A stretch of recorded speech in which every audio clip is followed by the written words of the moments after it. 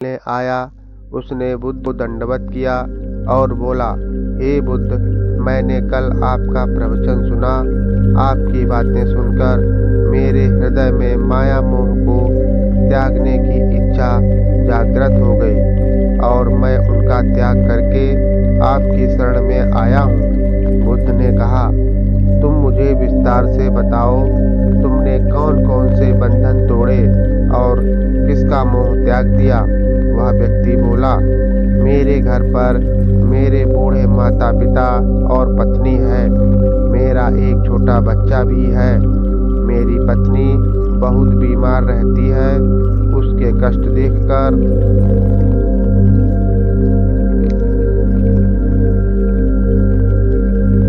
वह व्यक्ति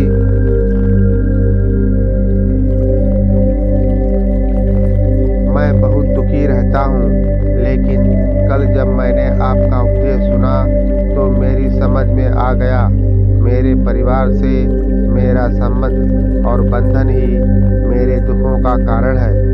बुद्ध ने पूछा, क्या तुम सचमुच सभी बंधनों से मुक्त हो गए हो? कहीं कोई बंधन तुम्हारे पीछे तो नहीं रह गया? वह व्यक्ति बोला, नहीं प्रभु, मैं अपने जीवन की सारी चीज़ों को पीछे छोड़ आया हूँ और अब आगे बढ़ना चाहता हूँ। बुद्ध ने कहा, अगर ऐसी बात है तो फिर ठीक है, आज तुम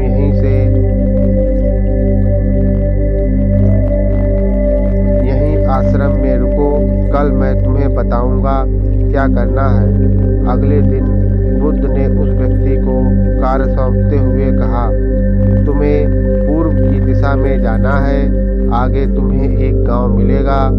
गांव के बाहर एक साधिका का घर है, वह तुम्हें एक वस्तु देगी, उसको लेकर वापस मेरे पास आना है। वह व्यक्ति पूर्व की दिशा में चल पड़ा। गर्मी का मौसम था। कुछ ही देर में वह पसीने से तरबतर हो गया। वह सोचने लगा, इस समय मैं अपने घर पर होता तो इस तरह गर्मी में पसीना नहीं बहाना पड़ता। आगे चलते चलते उसे भूख भी सताने लगी। वह व्यक्ति सोचने लगा, अगर मैं घर पर होता तो अपनी पत्नी के हाथ का स्वादिष्ट भोजन कर रहा होता। काफी देर तक चलने के बाद वह व्यक्ति गांव जा पहुंचा। गांव के बाहर ही घर बना हुआ था। उसने दरवाजे के पास जाकर दरवाजे को धीरे से खटखटाया। दरवाजे को एक साधिका ने खोला। उसके चेहरे पर एक अद्भुत तेज था। वह व्यक्ति उसे देखकर मंत्रमुग्ध हो गया।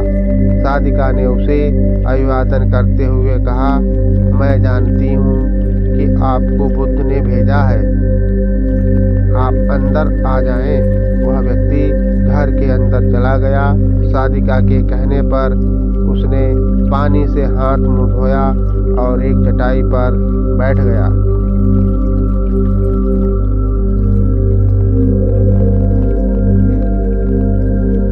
साधिका ने उसके सामने भोजन की थाली रख दी।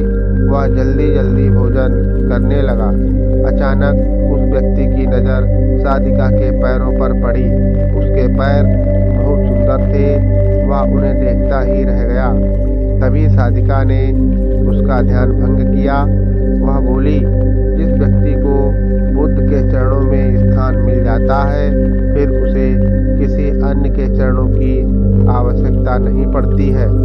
साधिका की बात सुनकर वह व्यक्ति लज्जित हो गया और नजरें नीची करके चुपचाप भोजन करने लगा। भोजन करने के बाद साधिका ने कहा, आप बहुत दूर से आए हैं, थक गए होंगे, थोड़ा विश्राम कर लें, मैं पंखा कर दूंगी। वह व्यक्ति थका हुआ था। वह लेट गया और अपनी आंखें बंद कर लीं। साधिका उसे पंखा करने लगी, पर लेटने के बाद भी व्यक्ति को चैन नहीं आया। उसने धीरे से अपनी पलकें खोली और चोर नजरों से साधिका को देखने लगा।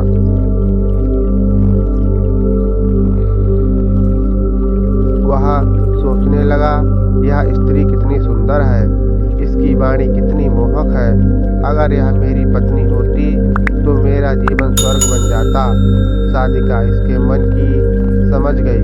वह बोली, शरीर में कुछ नहीं रखा है, यह केवल मांस, मज्जा और अस्थियों का जोड़ है। यह सुनकर व्यक्ति घबरा गया। वह उठकर बैठ गया और बोला, अब मुझे बुद्ध के पास जाना चाहिए। कृपया आप मुझे वह सामान दे दें जिसके लिए बुद्ध ने कहा था। साधिका ने मुस्कुराकर जवाब दिया, बुद्ध ने आपको जिस कार्य के लिए भेजा था वह कार्य पूर्ण हो